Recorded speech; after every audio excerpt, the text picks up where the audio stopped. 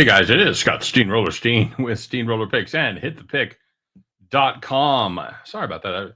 I'm always a little like I try to time it when it comes on because there's a little bit of a delay. I was a little late today, so sorry for just sitting there like a moron for a minute.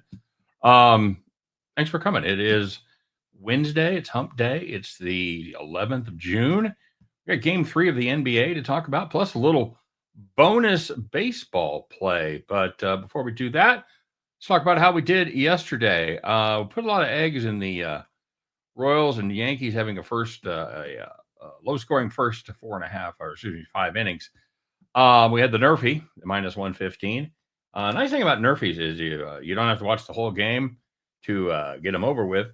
And in the case of game tonight, you only had to watch one out as Cameron got the leadoff man, the little grounder to Bobby Witt. Like, here we go. We're good shape. Next dude comes up, walks him on 4 pitches. Here comes Aaron Judge. You're like, well, that's not good. And goes 2-0 to Aaron Judge. He's thrown 6 straight balls at this point. He really needs to throw a strike. You know who else knows that? Aaron Judge, because he absolutely cranked one to left field, and I believe it went 467, and it landed somewhere I've never seen a ball land at Royal Stadium. So yeah, that was a quickie. And as I mentioned, we had the first 5 under 4.5 as our one of our top premium plays. And yeah, they just Cameron, you knew it was going to happen.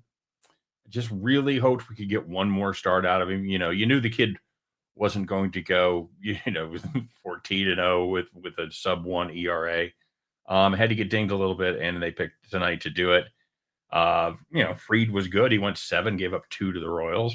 And and that's with him, giving him shit to hit, because when you're up like that at that point, you're just trying to have him, you're just trying to not put extra guys on base with walking them and shit. So anyway, we also had Cincinnati plus 102. That was good. We had Oakland plus 146. Nice dog with Spence going against Siriano, and surprisingly, that was a very well pitched game. But for about the 9th day in a row, good plus money play goes up in smoke in extra innings. This time, the Oakland A's lose 2-1 to the Angels. Yeah. All right, so let's see what we got cooked up for today. First of all, let's talk about the NBA, and I gave out the side as a premium. And guys, these totals are just too tight. It's just you're just right around 229. You're somewhere in the 228 to 231 range, and it just makes it a little too squeaky at this point. So we're going to do player prop. We're going to go Tyrese Halliburton over 17.5 points. In the playoffs this year, he has hit this number in 5 of his 8 home playoff games, and he shot very well. He scored some points in Oklahoma City. Scored 14 and 17 in those 2 games. And they need somebody to step up. Everybody has been contributing. Everybody's been doing a good job. I think they need someone to do just a little bit extra. And I think Halliburton is the number 1 guy for that position. As I mentioned, he's been shooting the ball well so far. They just need to get him a couple more shots and let him cook. And I think that's exactly what they do. So let's go with Tyrese Halliburton over 17.5 points. And we're going to take another long shot, or another dog shot in the Major League Baseball. Excuse me. We're going to back someone that I don't often back, and this is going to be the Chicago White Sox at plus 146 over the Houston Astros. Sean Burke goes for the Pale Hose, and Ryan Gusto goes for Houston. Gusto still really hasn't figured out the whole starter thing. He's kind of split time between the pen and the starting rotation, and hasn't been great as a starter. 5.88 ERA, 172 WHIP. And as you might expect from a White Sox starter, Burke hasn't been great this year either. 4.04 ERA, 144 WHIP. But you know what? He has been outstanding in his last 3. 2.37 ERA in those 3 games, 1.05 WHIP, and the Sox have won 2 of those 3 games. The other game was a 2-1 loss in Zach Eflin's only great start of the season to Baltimore there. So So yeah, and I'll be the first to admit, playing this kind of odds, you're going to need a couple things to go right. First, we're going to the Astros bullpen is better than the Chicago pen, so we're going to need some runs early. We're going to need to build some momentum and withstand the choppy seas later on in that game. Second, these guys need to keep to their current form. Berg needs to continue his good game streak. Can't talk for some reason. And Gusto continues just to needs to continue to do what he's done as part of the starting rotation. So yeah, let's take a little shot there. Put a little half unit on it, a little pizza money, whatever you want to do. Let's take the Chicago White Sox plus 146 over the Houston Astros. And I'll say this, guys.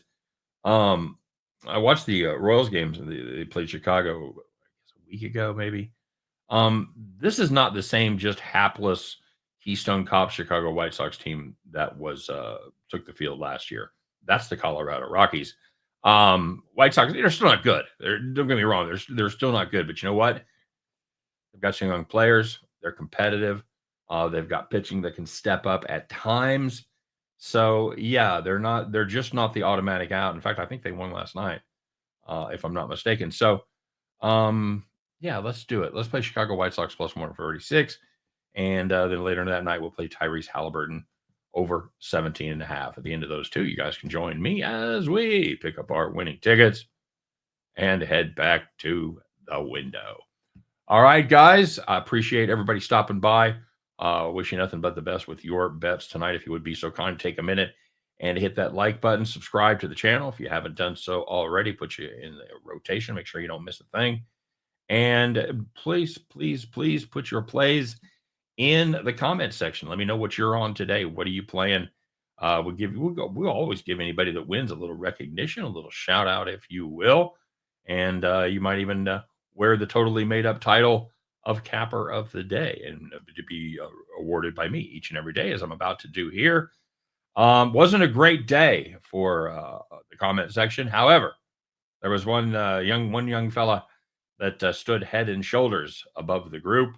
And this is a case where the early bird gets the worm. Dude's always one of the first to watch the videos. So, Justin, I don't know if you get up early or sleep late, or if you're in another part of the world, but yeah, I can just every once in a while, Bronco Devil will ace out, but you're usually right there. So anyway, Justin had a very, very good day. He had the Cubs over 4.5 at minus 120. Had the D-backs game over 8.5, and he had Rooker with the A's with an RBI plus 135. And I have to tell you, when I was getting ready to look these up, I knew the A's had been beaten 2-1. Like, well, that's probably a loss. I looked it up. Who had the RBI?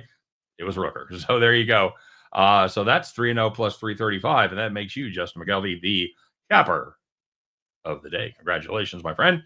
And yeah, let's go out there and have a little fun, make a little money, and win, lose, or draw on this double play. We'll be back tomorrow to talk all about it. Take care. We'll see you.